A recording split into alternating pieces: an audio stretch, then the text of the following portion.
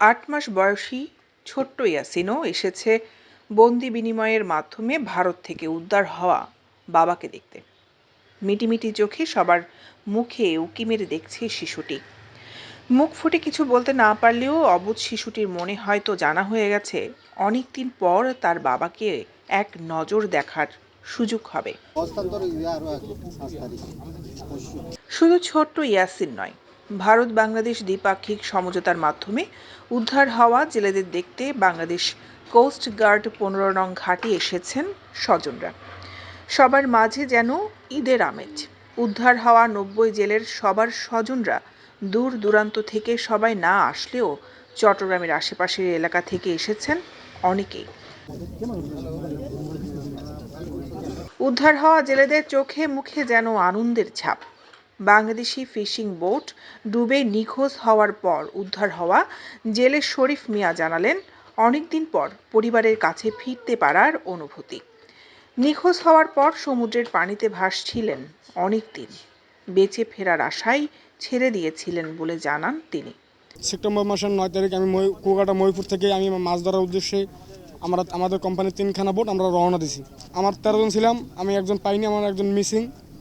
তারও 12 জন আমি ওই একটা বোটে বাস আসার কিছু প্লুট ছিল, ওই প্লুট নিয়ে আমি 12 জন একসাথে ছিলাম।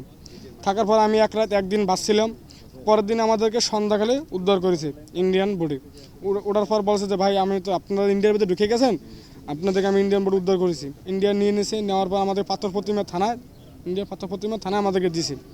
দেওয়ার পর ওনারা আবার হ্যান্ড ওভার করছে কোর্টে হ্যান্ড ওভার করার আমাদেরকে ডায়মন্ড হারবার জেলে দিয়েছি। ওই জায়গায় আমরা 3 মাস 21 দিন ছিলাম। আমাদের 13টা পরিবারকে আমি একসাথে ফিরে দিতে পারিনি, আমি আনতে পারিনি ফিরে গিয়া।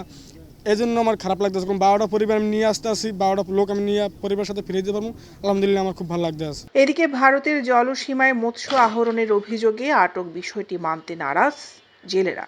ভারতীয় কোস্ট গার্ডের হাতে আটক হওয়া মেঘনা 5-এর ক্যাপ্টেন জানালেন কিভাবে আটক করা হয়েছিল বাংলাদেশি জেলেদের। তো 9 তারিখে 9 ডিসেম্বর আমরা যখন বর্ডার লাইনে ফিশিং করতেছিলাম তখন ইন্ডিয়ান কোস্ট গার্ড শিপ ওনারা আমাদের থামতে বলে যে আমরা আপনাদের রুটিন চেক করব। তো রুটিন চেক করার কথা বলে চেক করে প্রায় 2-2.5 ঘন্টা পরে চারজন করে 2 জাহাজে সোলজার উঠছে। ওনারা আমাদের সাথেই ছিল, ওনারা এসকর্ট করে আমাদের পারাদ্বীপ বন্দরে নিয়ে গেছে। তো তারপর দিন সকাল 10টার দিকে আমাদের 11 তারিখ আর কি 11 তারিখ সকাল 10টার দিকে আমাদের ওখানে যে নৌ পুলিশ ছিল তাদের কাছে নিয়ে গেছিল। তো তারপর ওখান থেকে আমাদের ডিটেলসগুলো নিয়ে আবার জাহাজে ফেরত দিয়ে গেছে। মূলত গত বছর সেপ্টেম্বরের 12 তারিখ বৈরী আবহাওয়ায় বাংলাদেশ ফিশিং বোট ডুবে গেলে 12 জেলেকে উদ্ধার করে ভারতীয় কোস্ট গার্ড। এরপর 9 ডিসেম্বর ভারতীয় জলসীমায় মৎস্য আহরণের অভিযোগে 2টি ফিশিং বোট সহ 78 জন বাংলাদেশি জেলেকে আটক করে ভারতীয় কোস্ট গার্ড। তবে এর আগে বাংলাদেশ জলসীমার মধ্যে অবৈধভাবে মৎস্য আহরণ অবস্থায় 6টি ফিশিং বোট সহ 95 জন ভারতীয় জেলেকে আটক করেছিল বাংলাদেশ কোস্ট গার্ড। অবশেষে বাংলাদেশ ও ভারতীয় কোস্ট গার্ডের তত্ত্বাবধানে দু দেশের দ্বিপাক্ষিক সমঝোতার মাধ্যমে উদ্ধার হওয়া বাংলাদেশি 90 জেলেকে পরিবারের কাছে আনুষ্ঠানিকভাবে হস্তান্তর করা হয়। গত 9 সেপ্টেম্বর বাংলাদেশের একটা ফিশিং বোট যেটা কৌশিক, সেই ফিশিং বোটটি ডুবে যায় এবং এর 12 জন জেলে তাদেরকে ভারতীয় কোস্টগার্ড উদ্ধার করে এবং ভারতে নিয়ে যায়। পরবর্তীতে গত 9 ডিসেম্বর বাংলাদেশি 2টি ফিশিং বোট, যেটা লাইলা 2 এবং মেঘনা 5, ভারতীয় কোস্টগার্ড অভিযোগ করে এরা ভারতীয় সীমানায় মাছ ধরছিল। সেই প্রেক্ষাপটে তাদেরকে ধরিয়ে নিয়ে যায় আমাদের 78 জন জেলে সহ। পরবর্তীতে বাংলাদেশ সরকারের পররাষ্ট্র মন্ত্রণালয় এ বিষয়ে উদ্যোগ নেয় এবং দ্বিপাক্ষিক সমঝোতার ভিত্তিতে বন্দি বিনিময়ের সিদ্ধান্ত গৃহীত হয়। এই বন্দি বিনিময়ের কাজটি দেওয়া হয় বাংলাদেশ কোস্টগার্ডকে বাংলাদেশের সরকারের পক্ষ থেকে।